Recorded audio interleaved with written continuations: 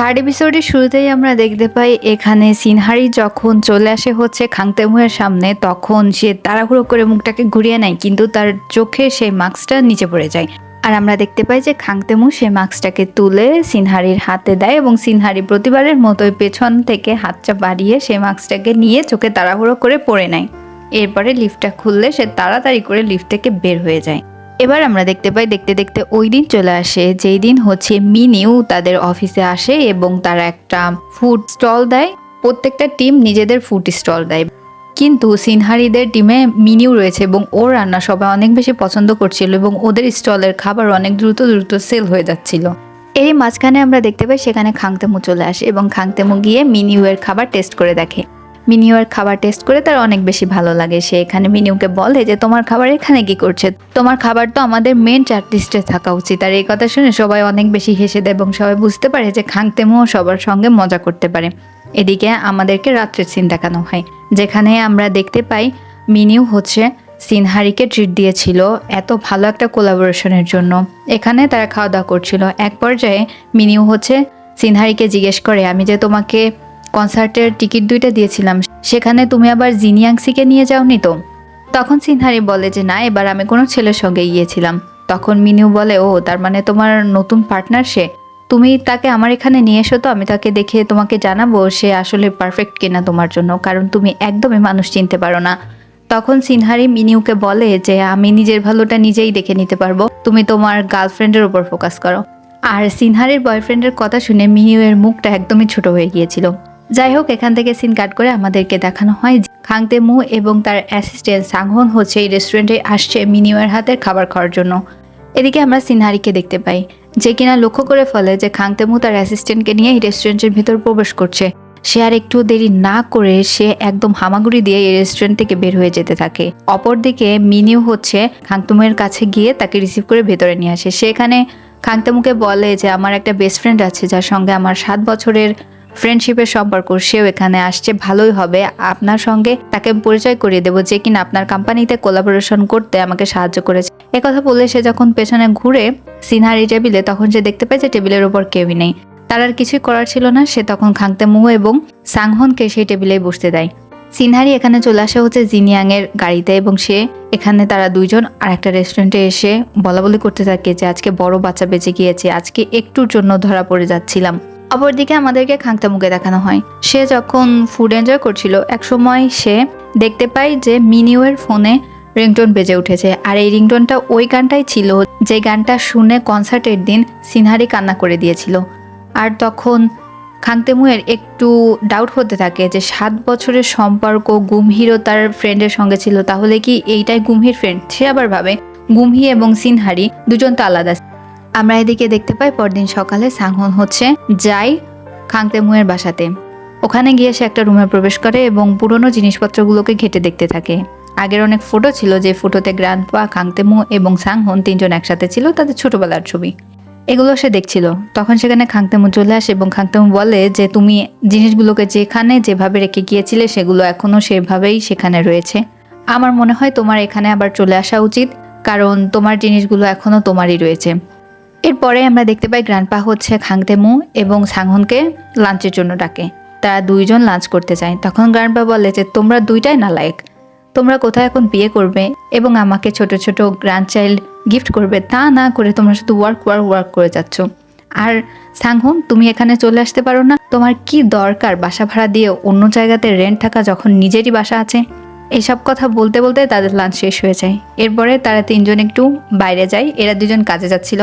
তখন গ্র্যান্ডপা আবার তার বকবকানি শুরু করে এবং খাংতেমুকে মারতে যায়। খাংতেমু সরে গেলে গ্র্যান্ডপা বলে তোমাদের দুজনের ইচ্ছা হচ্ছে আমাকে মেরে ফেলা, আমি বুঝতে পেরেছি। এখান থেকে সিন কাট হয়ে যায়।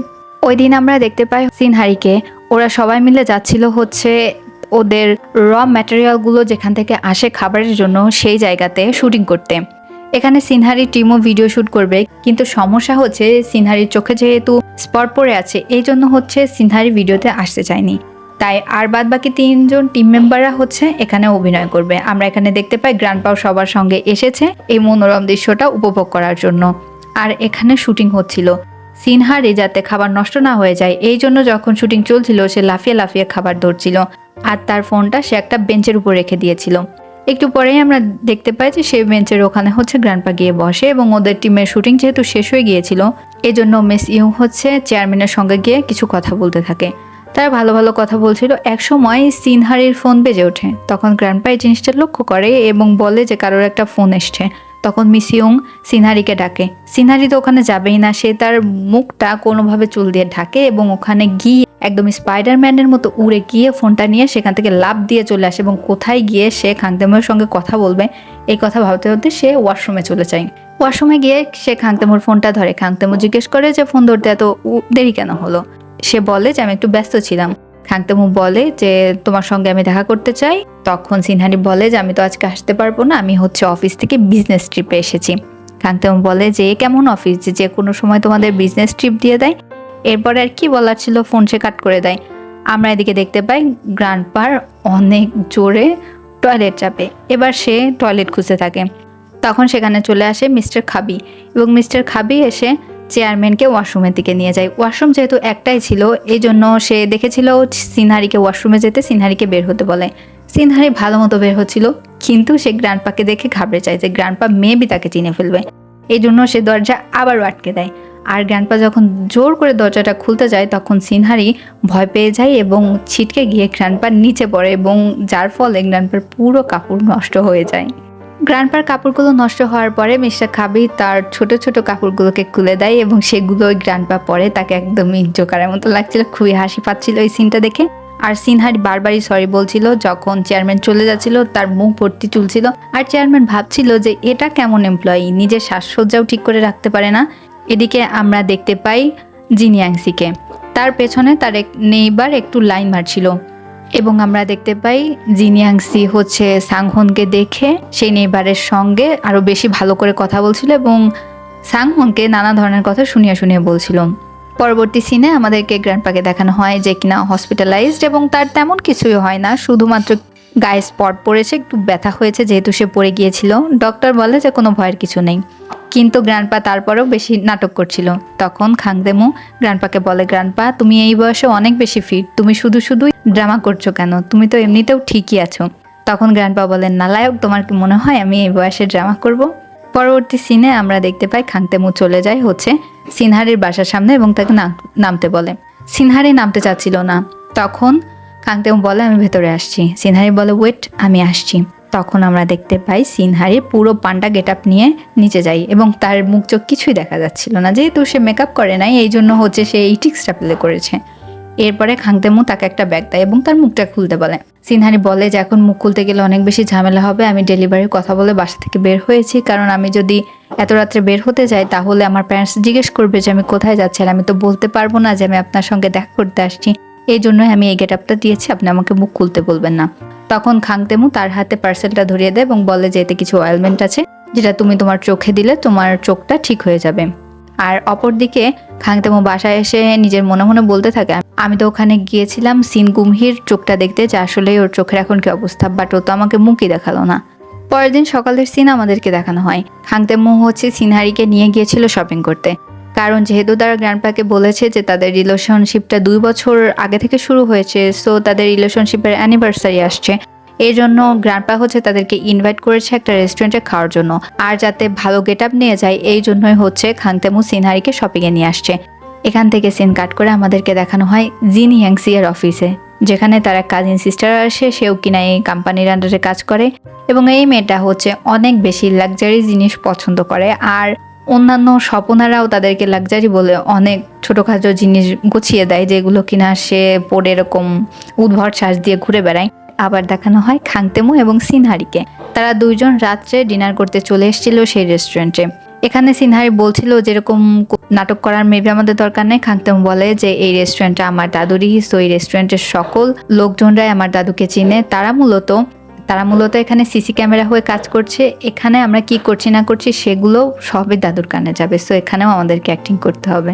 তারা দুইজন লাবিডাবি কাপলের মতো খাচ্ছিল, কিন্তু সিনহারি এখানে ভালো মতো খেতেও পারছিল না, ড্রেসটা এতটাই টাইট ছিল। এক পর্যায়ে মাটিতে কিছু একটা পড়ে যায়। সিনহারি যখন এই জিনিসটাকে তুলতে যায় তখন হচ্ছে তার ড্রেসটার এক পাশে ফেটে যায় এবং সে কি করবে, তখন হচ্ছে অন্যান্য ওয়েটাররা তাদের স্বাগতম জানাতে কেক এবং আরও কিছু জিনিস প্রিপেয়ার করেছিল সেগুলো নিয়ে চলে আসে। বাট খাংতেমু অনেক স্মার্টলি এই জিনিসটাকে হ্যান্ডেল করে। এর পরবর্তী সিনে আমাদেরকে দেখানো হয় জিন ইয়াংসিকে। সে যখন তার অ্যাপার্টমেন্টে যাচ্ছিল তখন সেখানে সেই নেইবারটা চলে আসে, কেমন যেন একটু গায়ে পড়ায় নেইবারটা। সে এসে সিনহারিকে একটা গিফট দেয়, যেটা কিনা একটা ল্যাম্প ছিল। সে জিন ইয়াংসিকে বলে যে এটা আমি নিজে হাতে বানিয়েছি, আপনি যদি এটা আপনার বেডরুমে রাখেন তাহলে আমি অনেক বেশি খুশি হব। তখন জিন ইয়াংসি হ্যাঁ বলে দেয়। আমরা অপর দিকে দেখতে পাই যে খাংতেমু ও সিনহারি রেস্টুরেন্ট থেকে বের হয়ে হাঁটতে থাকে এবং একটা লেকের পাশে গিয়ে দাঁড়ায়, যেখানে কিনা অনেক সুন্দর বাজি দেখা যাচ্ছিল। সিনহারি সে অনেক বেশি এই জিনিসটাকে এনজয় করছিল। এরপরে সিনহারিকে খাংতেমু বাসাতে ছাড়তে যায়।